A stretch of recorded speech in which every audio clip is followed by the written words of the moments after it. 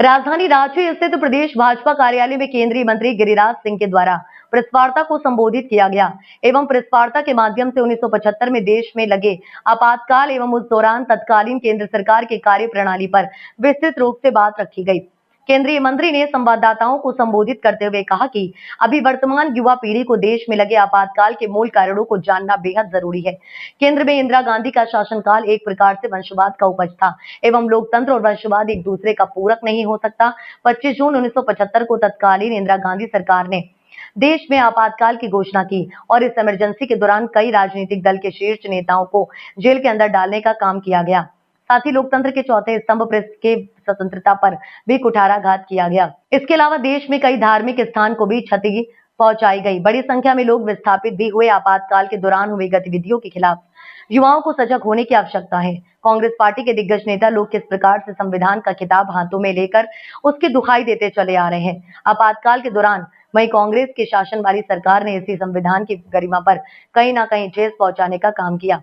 Congress party को 25 और 26 जून को प्रदेश भर में माफी सभा आयोजित कर देश के लोगों से माफी मांगनी चाहिए। केंद्रीय मंत्री गिरिराज सिंह ने झारखंड के लोगों से अपील की कि झारखंड में अब आजादी की तीसरी लड़ाई लड़नी होगी। झारखंड बारूद के ढेर पर है और वह बारूद है। झारखंड का जमाई टोला पूरे देश भर से घुसपैठियों को चिन्हित किया जा रहा है और झारखंड में बांग्लादेशी घुसपैठियों और रोहिंग्याओं के लिए रेड कारपेट बिछाए जाने का काम किया जा रहा है। झारखंड में आदिवासियों की संख्या लगातार घटती जा रही है। झारखंड की पहचान आदिवासी के बगैर नहीं है, इसलिए झारखंड के युवाओं को अस्तित्व को लिए आंदोलन करने की आवश्यकता है।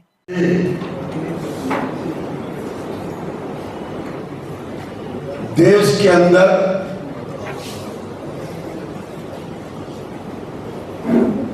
जो इमरजेंसी लगा, आपातकाल लगा, लोकतंत्र की हत्या हुई, आज जो इस सदन की इस हॉल में है, देश के अंदर अभी जो जनसंख्या है 50 साल के नीचे की जनसंख्या लगभग 105 करोड़ से ऊपर है। देश को, आज की युवा पीढ़ी को ये जानना जरूरी है कि भारत की लोकतंत्र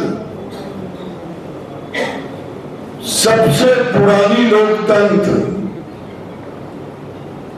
हमारे रग रग में लिच्छवी गणराज्य को सब लोग जानते हैं। ये इंदिरा जी जब से प्रधानमंत्री बनी, वो वंशवाद की उपज थी और लोकतंत्र और वंशवाद एक दूसरे का पूरक नहीं हो सकता। और 71 में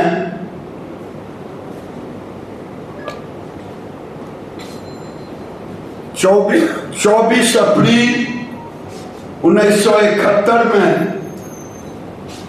राजनारायण जी के, इंदिरा जी के खिलाफ चुनाव में धोखाधड़ी का आरोप लगाते हुए उन्होंने केस दर्ज किया था, जिसका परिणाम 12 जून 1975 को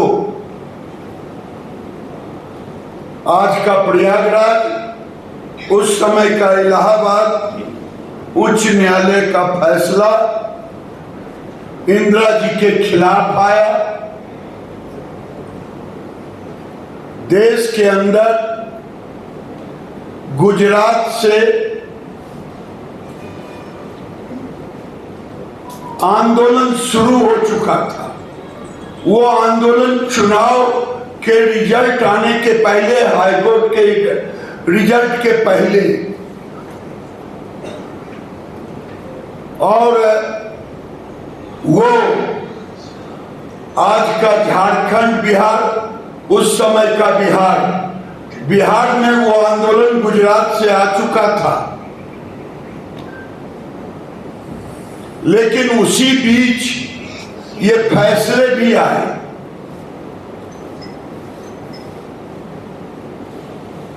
फैसले आने के बाद इंदिरा जी का तानाशाही रूप सामने आया और उन्होंने, उनके सामने दो रास्ते थे। एक रास्ता जो लोकतंत्र कहता है, उन्हें जब तक दोष मुक्त ना हो तब तक इस्तीफा दें।